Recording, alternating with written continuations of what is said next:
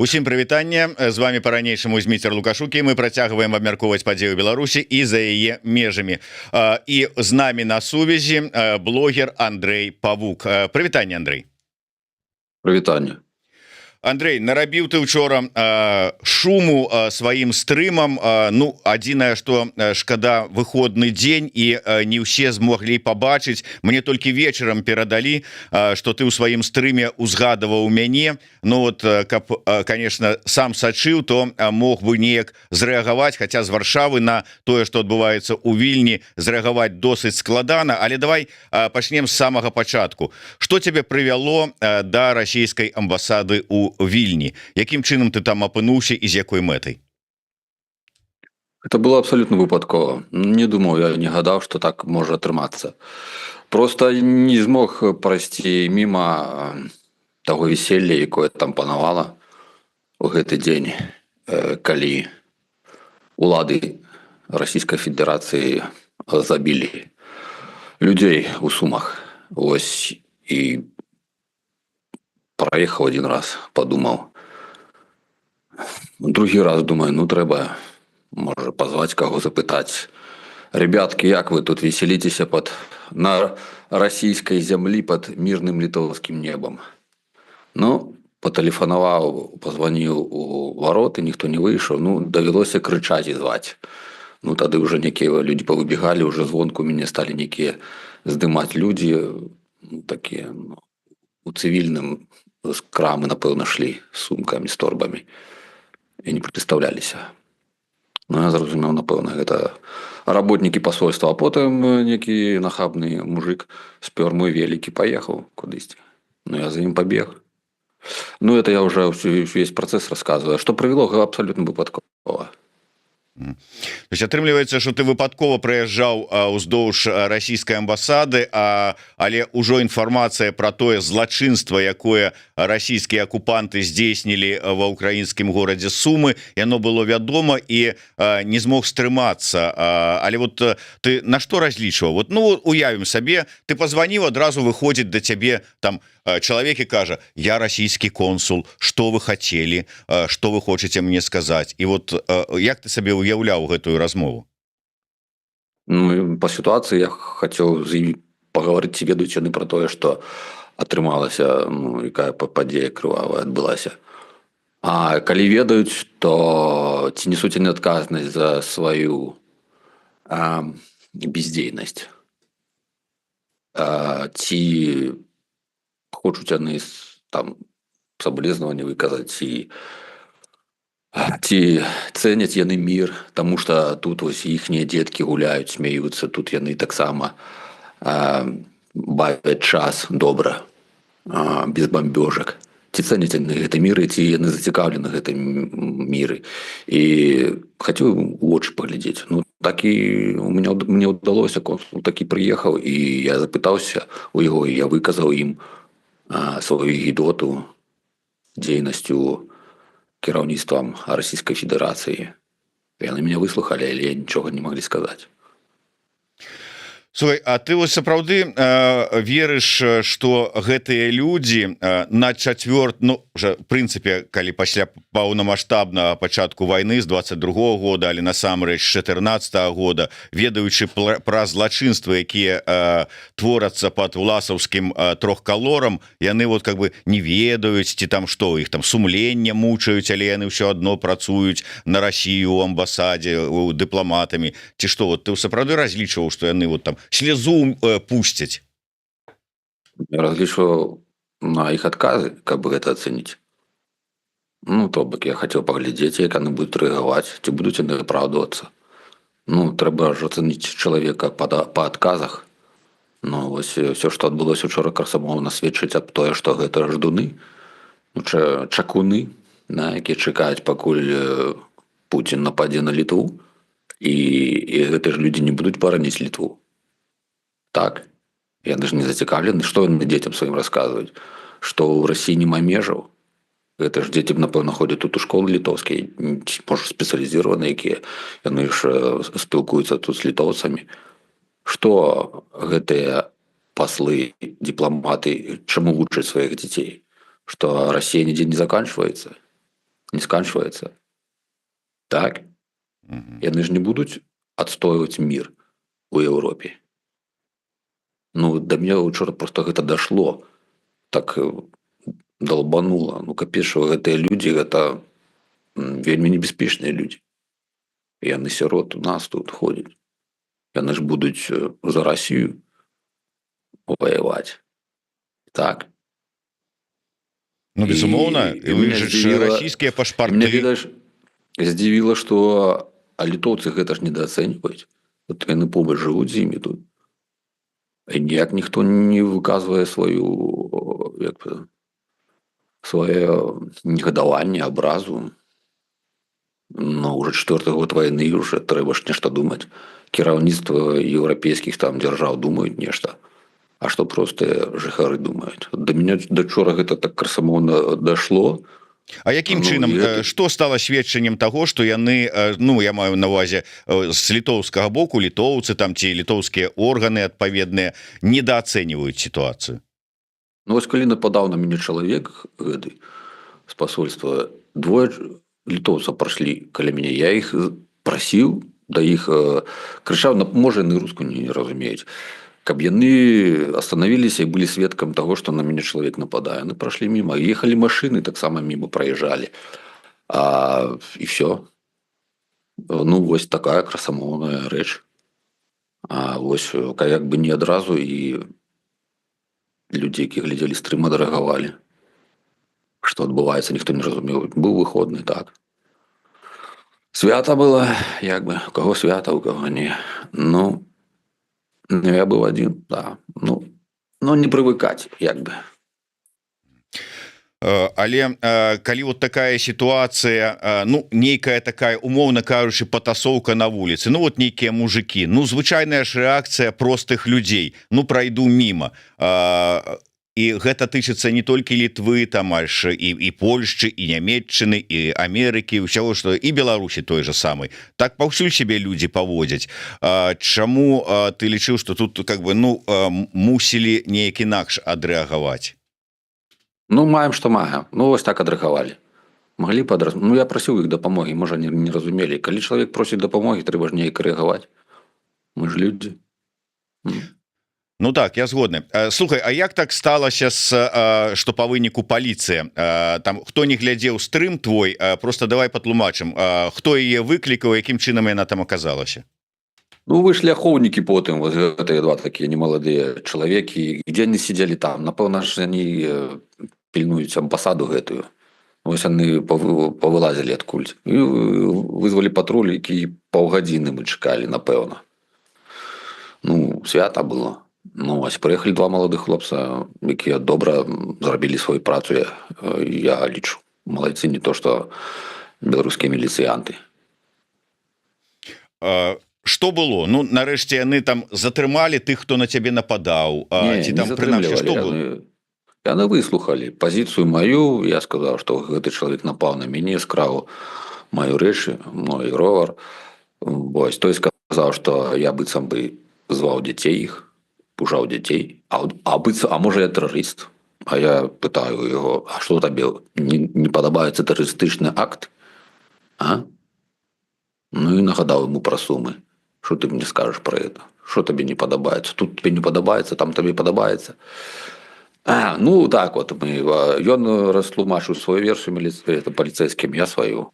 Напісаў заяву, ну як заяву, аб'яснічальную, раз есть тлумачальную. Яны там нешта таксама напісалі. Ну і сёння я яшчэ гражданскі іск падаў. Ну, чакаю, калі мяне пытаюць. Грамадзянскі іск пра што? Каб прыцягнуць да адказнасці за напад на цябе, ці? Каб ідэнтыфікавалі, што за такі чалавек. Каб далі прававую адзнаку таму, што адбылося. Каб прыцягнулі да адказнасці згодна літоўскага заканадаўства. Ну і каб за маральную шкоду мне, якую кампенсацыю.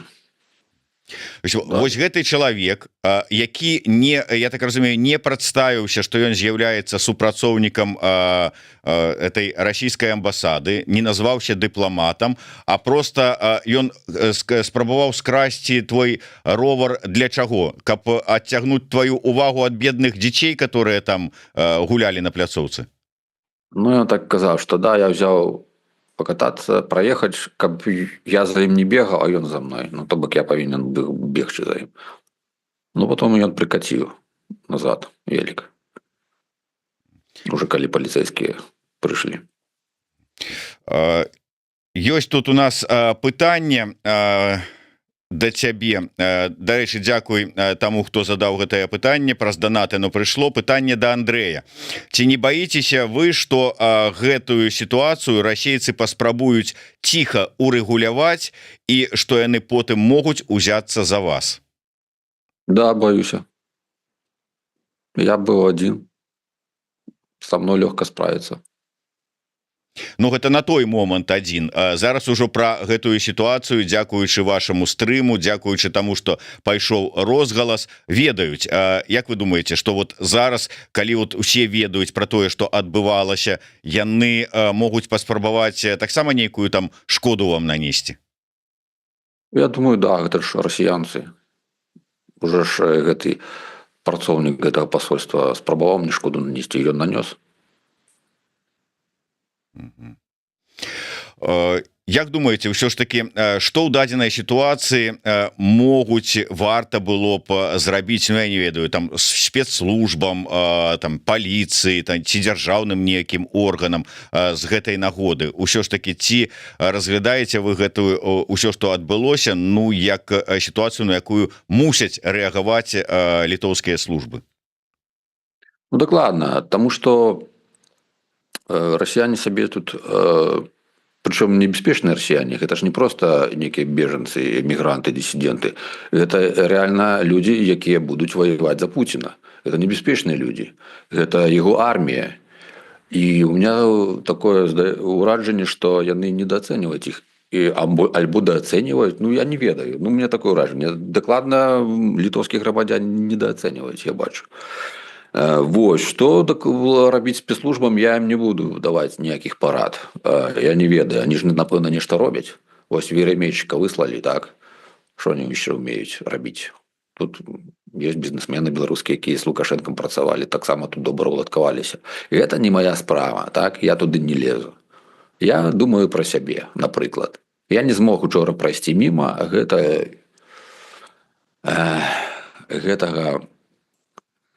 пачварства, прабачце за гэта слова. Я павінен быў сказаць, што я думаю пра іх. Таму што гэта рэальныя служкі фашысцкага расійскага рэжыма. Ці не падаецца вам, што ўсё ж таки, калі гучалі ў ваш адрес канкрэтныя пагрозы, а тым больш, калі там нейкія намёкі на пагрозы будуць у далейшым, варта было б ўсё ж таки, ну, как бы звярнуцца да тых же самых паліцыі за там за абаронай?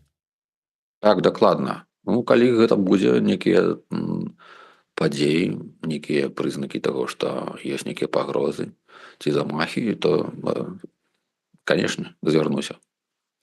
Андрэй, мне цікавы вось такі момант пра вось гэтых, я так разумею, расійскамоўных людзей у цывільным, якія не назваліся, што яны супрацоўнікі амбасады, а тым не менш умяшаліся, чапляліся да цябе, нейкім чынам вось там былі. У мяне такое адразу как бы адчуванне, а ці не ёсць гэта нейкія, я не ведаю, там, умоўна кажучы, памятаеш, было ва ўкраіне такі тэрмін цітушкі, вот такія рускамірскія, што это таксама нейкія такія рускамоўныя цітушкі, ці мясцовыя, ці нанятыя, ці прывезеныя з Расіі, якія вось сапраўды могуць скласці такую пятую калону?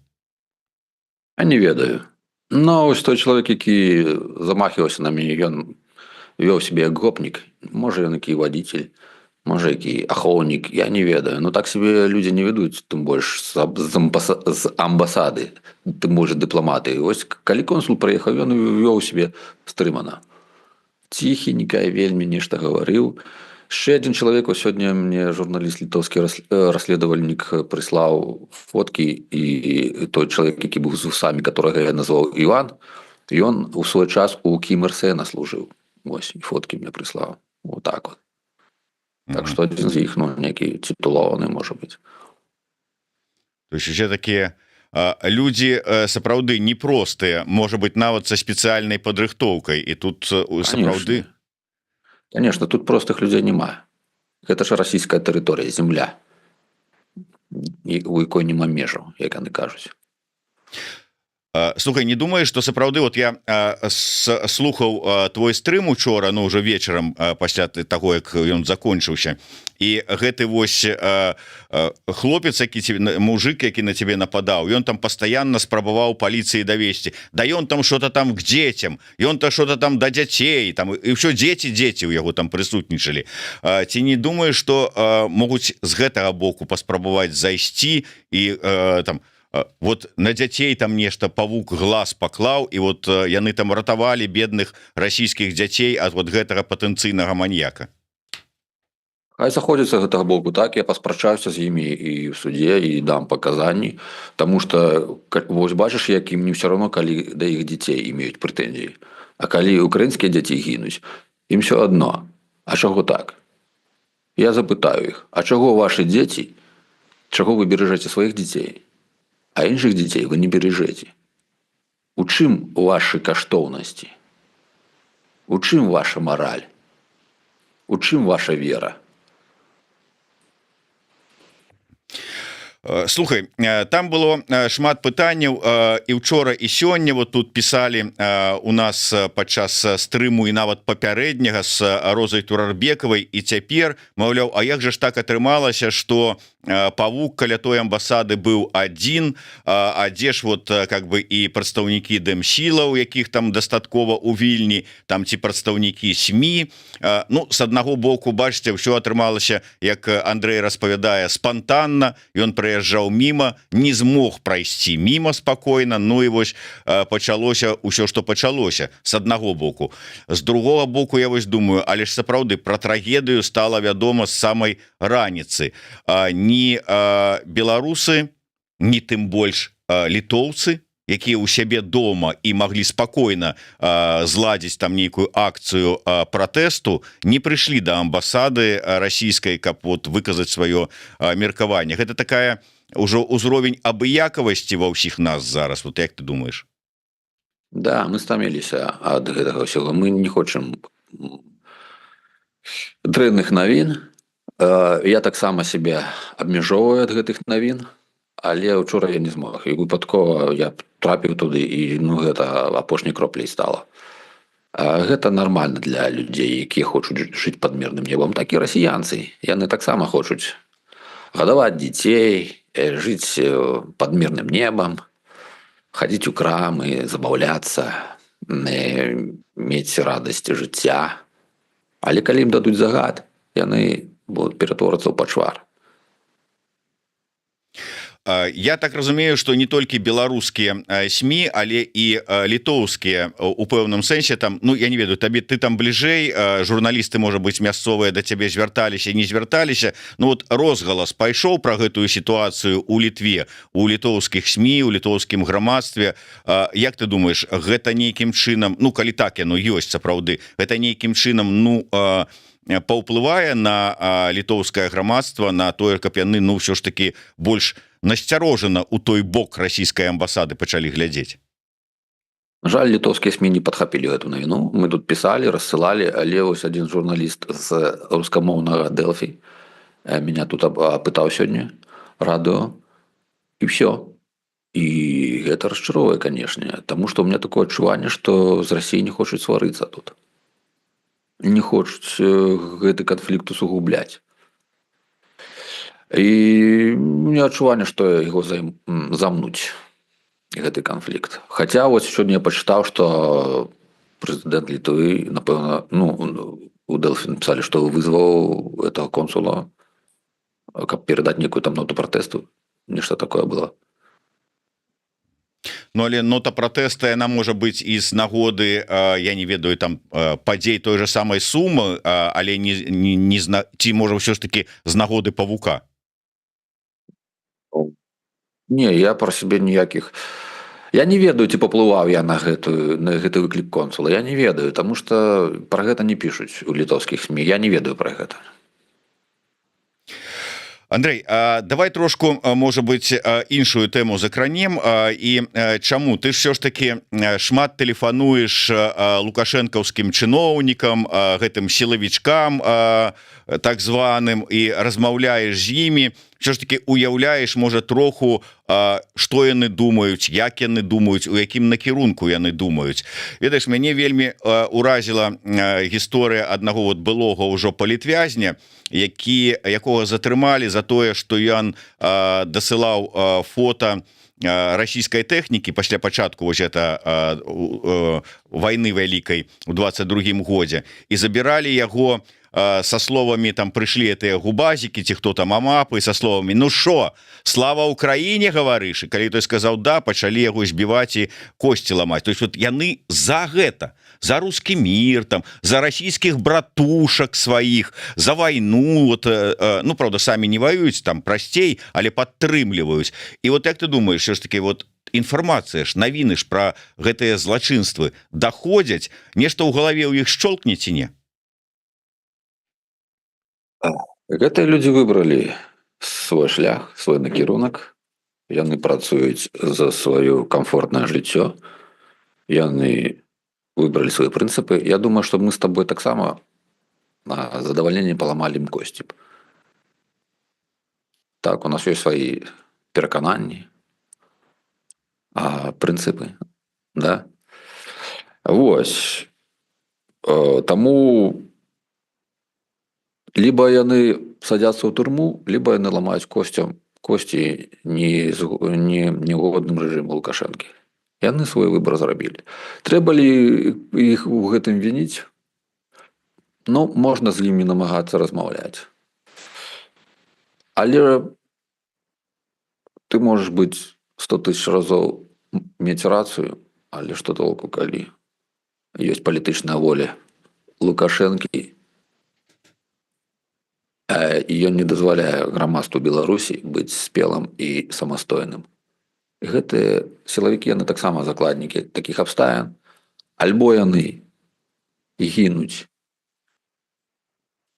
у турмах, гніюць, альбо яны маюць хоць некае жыццё, да, напэўна, іх дзесьці там будзе грызці сумленне, але гэта я ж кажу, што вось як літоўцы абстрагіраваліся ад гэтых всех дурных новостей, такі сілавікі, яны таксама абстрагіруюцца.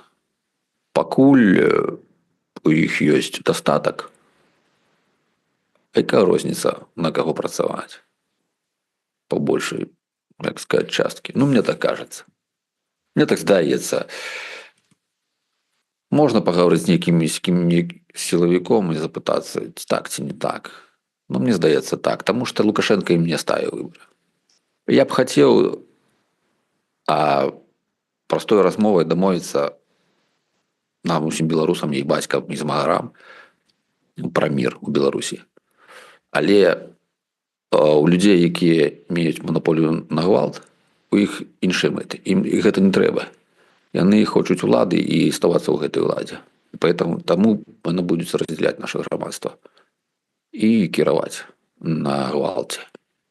Ось. А як зрабіць мір, я не ведаю. Напэўна, ёсць людзі умнейшыя за мяне. Хай напішуць у каментах, як трэба.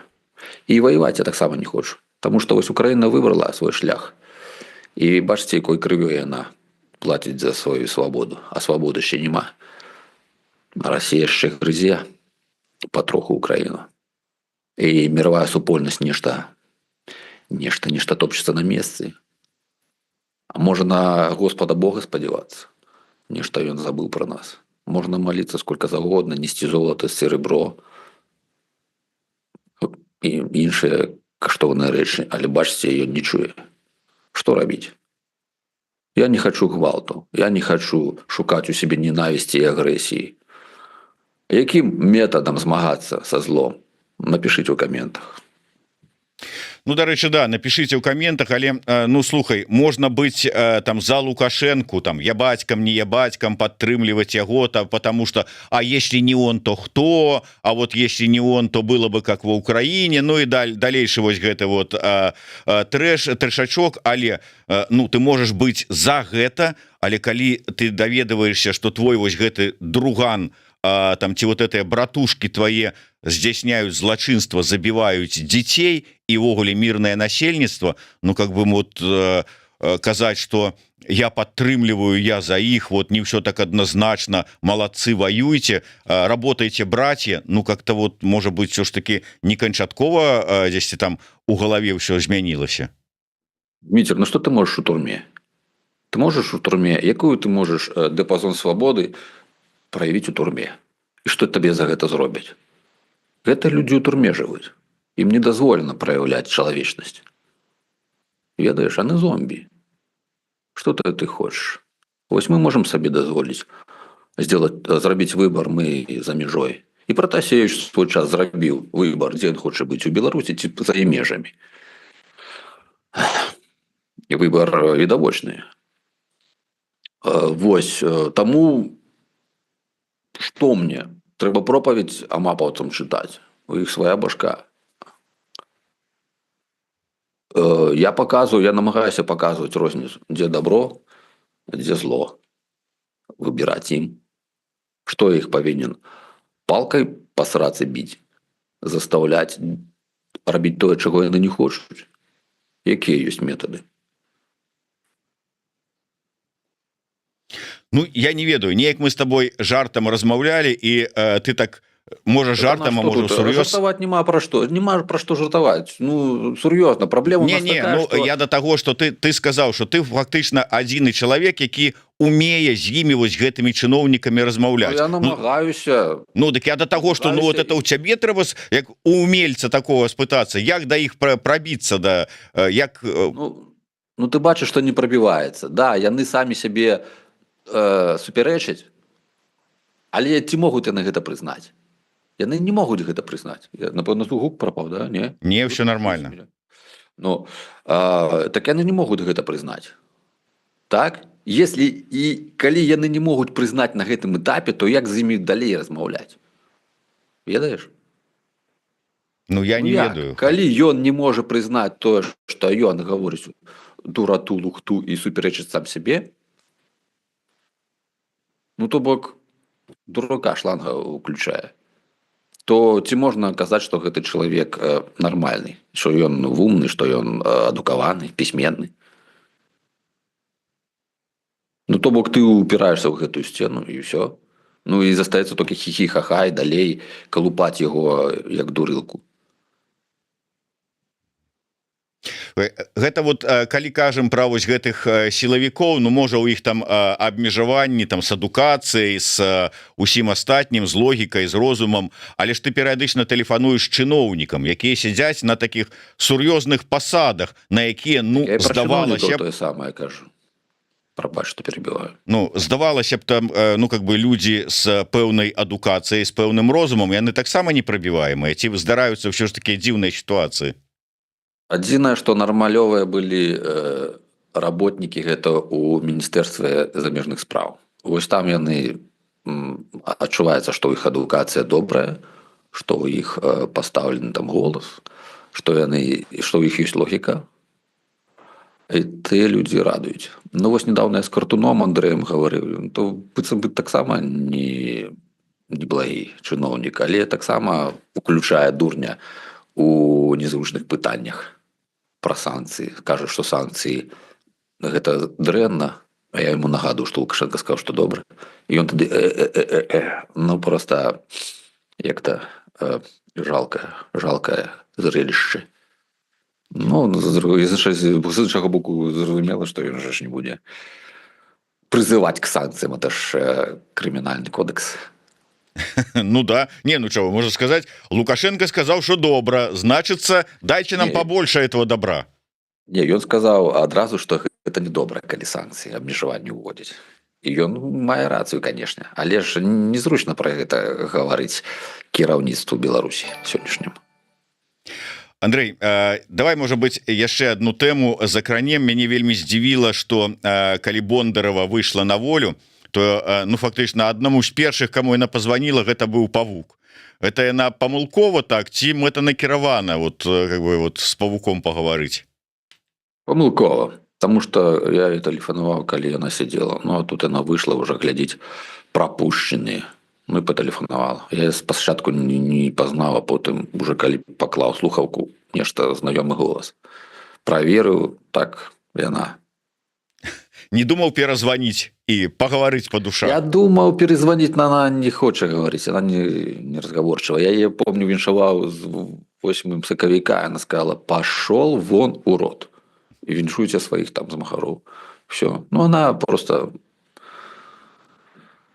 ограничена, абмежаваны чалавек. Дзякуй вялікі, Андрей. На жаль, трэба завяршаць нашу размову. На завяршэнне скажы, вот пасля ўсяго таго, што адбылося ў цябе каля гэтай амбасады, і вось не дай Бог, канешне, але скажем, будзе нейкая ізноўка штосьці жудаснае, і ты ізноўку будешь праходзіць уздоўж плота гэтай расійскай тэрыторыі, паўторыш ці скажаш: ай, ну яго? Ну, я думаю, что нам трэба кучкавацца і прыходзіць групай да амбасады, каб іх паказваць, што гэта добрая нагода, не нагода, а традыцыя, или што добрая справа вось сабірацца вялікай групай і выказваць свои обурение деяниями Российской Федерации. Я вот думаю, что я буду как-то привлекать людей менавіта до такой организации. Слухай, не магу, просто людзі вельмі шмат пішуць каментароў, таму два пытання ад нашых гледачоў. Вожык Патрыёт пытаецца: наколькі за апошні час акукліўся рэжым, бо выглядае так, што ім наўмысна абрэзалі шляхі камунікацыі, каб немагчыма было да іх датэлефанавацца. Так, вельмі яны закрытыя, вельмі яны баяцца незручных пытанняў. Гэта не якасць пераможцаў так званых, якія перамаглі честно, сумленна і якіх народ падтрымаў. Гэта відавочна кажа пра тое, што ў іх крызіс легітымнасці. Яшчэ пытанне ад Максіма: ці напішыце вы кнігу пра ўнутраны свет чыноўнікаў Беларусі? Вы робіце вельмі карысную справу для гісторыкаў будучыні. Ну вось гэта справа гісторыкаў, хаця яны пішуць, таму што я апошні часам думаю, вот люди пишут книги и думаю, вот что их наткняе взять и писать или набирать там. Это я думаю, что повинно меня натхнить, каб я сел и набирал книгу. Ты мне простей рассказать, аж блогер, а вы уже записываете. Ну, книгу я писать не буду, нема ніякай радасці. Пісаць кнігу это трэба ўсічваць, трэба некую мэту паставіць. А хто і чытаць будзе кнігі? Я сам кніг не читаю, калі я читаю, што в інтэрнэце пішуць, а кнігі уже не читаю давно. Евгения, відаць, пропустила наш пачатак нашай размовы, таму ўсё ж таки пытаецца: Зміцер, задайце пытанню Андрею, чым скончылася гісторыя с расійскім посольствам? Прапагандысты размяшчаюць інфармацыю толькі пра ровар. Якія прапагандысты? Я нічого не ведаю пра это. Ну, гэта гісторыя яшчэ не скончылася. Скончылася учора першы эпізод, калі выйшлі гэтыя твары дыпламатаў, і я іх паздымаў. Цяпер мы іх ведаем, як яны выглядаюць і хто там працуе. Пакуль не ведаем імёнаў, акрамя аднаго консула. Ну а так, як бы, улоў добры, я лічу. Ну так, асабліва з улікам таго, што ўсё ж таки сёння Андрей, як ён казаў на пачатку нашага стрыма, пайшоў і падаў яшчэ адпаведную заяву, грамадзянскі позыў у паліцыю. Так, я правильно кажу? Правильно. Шпаркі Вожык піша: Зміцер, перадайце, калі ласка, Андрею і Вользе рэспект, не хапае іх стрымаў. Можа, трэба звярнуцца да кіберпартызанаў, каб наладзіць стрымы? Ну, а што кіберпартызаны? что они новую мобильную послугу, мобильный оператор запустят в Беларусь. Что они зробят? Мне потрібні сімки. То бок, я ще раз кажу, сімки активовані. Коли ви біжите у Європу назавжди і надовго, то передавайте мне свои симки активные, тогда я буду намагаться, змогу дотелефонуватися у суботні дні до чиновников. Вот зараз у меня есть одна симка, чекаю, коли ее заблокують. Ну, покуль не заблокували, і ось у меня удалось в эту суботу поговорить с самим Павлом Муравейко, это перший наместник министра обороны. И ось відавочний шланг, солдафон. Я кажу, что Карпенков казав, что падают беспилотники, их это показали по официальной державной пропаганде.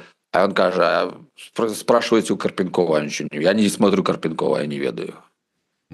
Я говорю, только вы там в Огуле як-то обмениваетесь информацией, что отбывается. И эти люди керуют державой, эти люди керуют министерствами. И они что, могут оборонить Беларусь от чагосьці? Ну, глядите, Шухершов на Белсаті у суботу. Да. Дарэчы, такі под ником пивной гонщик, ну, человек выкликаю, ну, прынамсі, та самая вот комментатор, які выклікае пэўныя подозрения у причастности до пэўных структураў, пытается: Андрей, так а по итогу ты не боишься, что как Беляй будешь в Беларусь депортирован? Ну, про тое, что Беляй был менавіта депортаваны у Беларусь, мы ведаем только с паведамленняў пропагандыстаў на іх прапагандысцкіх тэлеграм-каналах. Ведаеце, верыць, давяраць губазіку, ну, гэта сябе не паважаць. Пэўных інфармацый дакладнай, прынамсі у мяне, што ён быў дэпартаваны, нема. Ну, але ўсё ж таки, Андрей, вот пытанне сапраўды мае сэнс. Ну, я живу с такой думкой и морально себя готовлю до того, что меня ці выкрадут, ці депортуют. Насамрэч, я готовлю себе до этого. Рыхтуеш як? Чисто морально? Морально. Ну, рыхтую як, да, что, ведаеш, ну, напэўна, сваёй смерцю не помру, так, трэба готовиться до гэтага. Але хутка будзе гэта ці не хутка, і ёсць пэўны час, каб яшчэ рабіць добрыя справы. І дапамагайце мне іх рабіць. Слухай, ну калі у Літве такая ёсць рэальная пагроза, і ты там нават уже маральна рыхтуешься, ну можна, не кідаючы гэтую справу, ну але троху, можа быць, лагістычна перамясціцца ў іншае месца? Я не ведаю. Дарэчы ж, я насамрэч не ведаю, наколькі я ў бяспецы, наколькі моя параноя апраўдана. Ну, гэта трэба назіраць за абставінамі яшчэ. Але сітуацыя складаецца так, яксьці не вельмі добра, тому что ось Веремечка выслали, да, ну, як бы не дали ему притулок. Там-сям нечто такое, до белорусов эти больш жесткие меры вводят по ВНЖ. И, ну, адчуваецца, что белорусы такие непожаданные люди тут у Литве уже, на жаль, адчуваецца такое. Таму добрых навін у гэтай накірунку чакаць не доводится. Ну и завершуя комментаром, это не пытанне, а такое, как бы я не ведаю, там спадзяванне человека, каб выказаць якое, ён нават доната не пашкадаваў. Піша: трэба Андрэя Павука зрабіць прэзідэнтам Беларусі. Да, это добрая думка, рабіце. Долучаюся і да каментатора, і да меркавання Андрэя. Ціхановскі уже хотел, и які ж блогер не жадае стаць прэзідэнтам. Ну, да, я вам, ведаеце, што гарантую? Я вам гарантую, што раскажу всю правду, якая там всю гэту кухню покажу, а вы уже самі решаеце, што рабіць. То есть, калі станеш прэзідэнтам, будешь стрымы прамыя рабіць? Я не хочу нести отказность за то, что я там единолично принимаю, или за то, что ближайшее отношение. Это я вам кажу, як ёсць які парадак рэчаў ёсць, а вы самі давайте принимаете решение, что рабіць далей. Все. Вот так домовимся. Калі вам гэта падабаецца, галасуйце за Павука. За Павука, за Беларусь. За павучыную Беларусь. Ну вот, блогер Дарога піша: Андрей цудоўны чалавек і блогер, цалкам падтрымліваю. Мне толькі вось цікава ўсё ж таки меркаванне, ну ці Дарогі. Андрей толькі што сказаў, кажучы про Сергея Тихановскага і сябе, што ну які ж блогер не хоча стаць прэзідэнтам. Дарога, ты таксама хочаш стаць прэзідэнтам? Выйдзеце на электаральныя разы з павуком падчас нармальнай выбарчай кампаніі? Дэбаты, да? Дэбаты. Ну, вот, рэчы, дэбаты уже няма ў Беларусі. Реально не можна зацэніць дэбатарскія, аратарскія здольнасці Лукашэнкі у рэальнай, забыл это слово, ну, карацей, у рэальным асяроддзі, да? Я не думаю, што ён кагосьці пераканаў бы, калі б ён сутыкнуўся з рэальнай сілай. У рэальных дэбатах і у канкурэнтным асяроддзі ён же не можа канкурировать. Ён же можа толькі падманваць, гвалт, падман, прапаганду. Вось яго моц. Што ж, Дарога піша, што ён таксама хоча быць прэзідэнтам, але пасля Андрэя. Піша: я ему саступлю чаргу, а потым будзем з ім мяняцца раз праз раз.